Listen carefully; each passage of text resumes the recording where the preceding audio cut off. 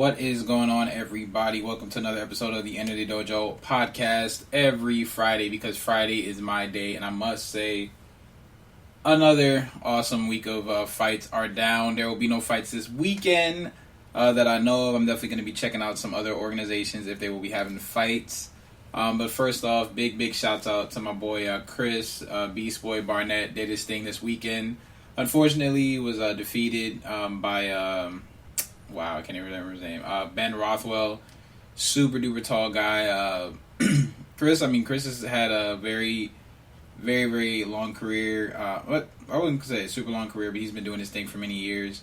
And finally was able to get on the main stage. I'm sure he will be back. That was his first fight in the UFC after doing work overseas and doing a lot of other stuff. But good on him. I mean, he definitely had some great moments in there. A couple things to work on, but I'm sure we will see you back in there, man. Salute to you, my brother. Much love. And much love to all the fighters that are on their way, trying to get into the UFC, trying to get a pro fight, etc., etc., man. Your time will definitely come. Definitely want to say that Cody Garbrandt versus Rob Font, the fight surprised me a little bit. I didn't expect him to get pieced up like that, just because of how great he looked in his last fight. But he really got handled extremely well. Carla Esparza was on a tear. She's looking to fight Rose next. I mean, that was a solid card to bring up a week break into another week of cards back to back. We'll have that Rosen Street card, and then Izzy will be defending his belt. Coming back after that disappointing loss. I can't say devastating because he really didn't get demolished. He just got outpointed. The disappointing loss to Jan Blachowicz, finally putting a blemish on his all but perfect record.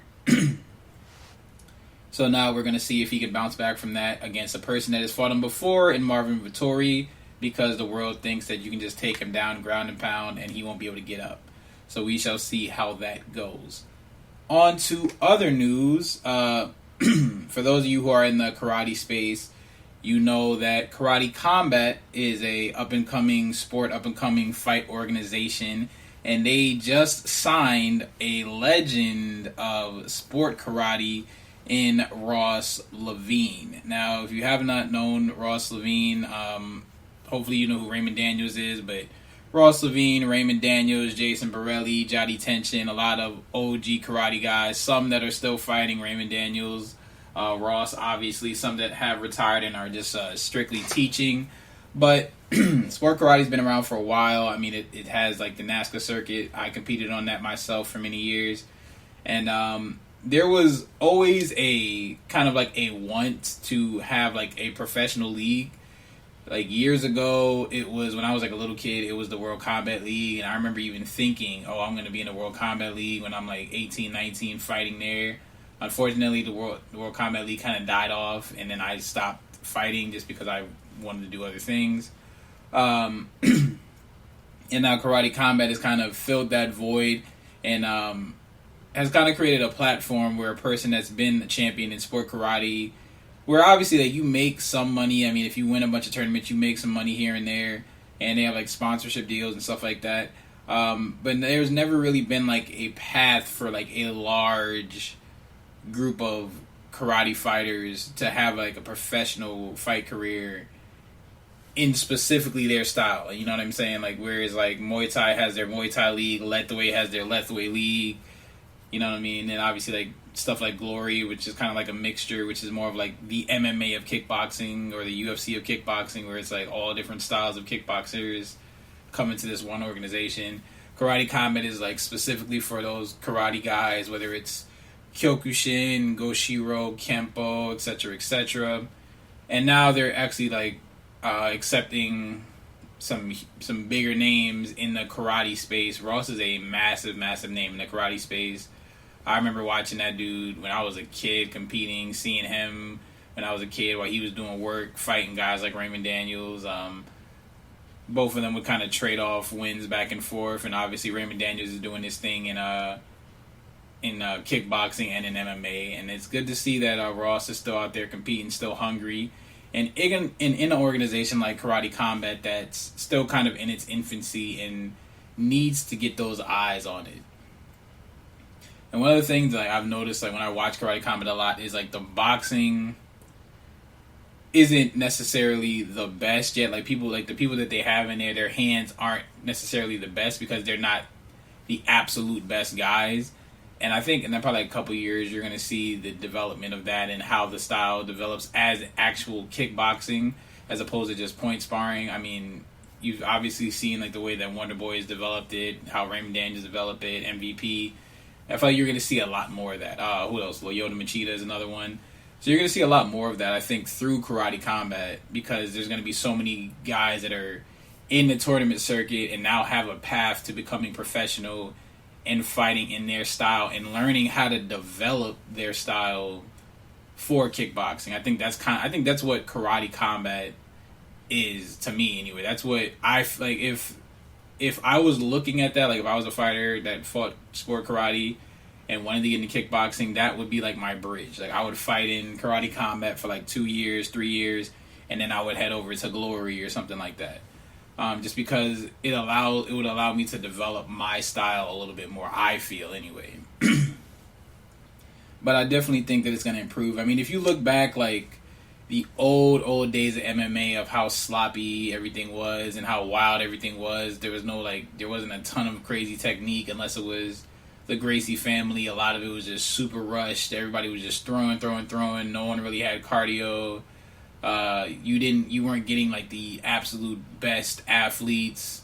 You know what I'm saying? So I think as it grows, the fighters are gonna be better, the athletes are gonna be better in there, and the quality of the fights are gonna be better. And it's very good now. But I'm just saying that it has a lot of room to grow because there are gonna be more people like a Ross Levine coming in there, and a lot of other people in the point fighting space like Justin Ortiz, a couple other guys. I don't follow the NASCAR circuit like I used to just because I don't compete in it anymore.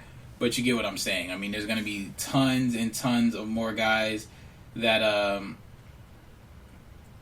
will be able to get more opportunities and get more money and be able to have this as a career outside of just the tournaments where money is not always guaranteed if you win. I mean, you could have certain tournaments that'll pay you out, certain tournaments that won't. And then obviously, like, there's only like one or two sponsors. Well, there's probably more now, but there's only a couple. I mean, I say one or two, but there's only a couple sponsors in the sport karate realm. So this is definitely a great bridge that a lot of fighters will be able to cross into in order to keep their fight career going if they so choose to.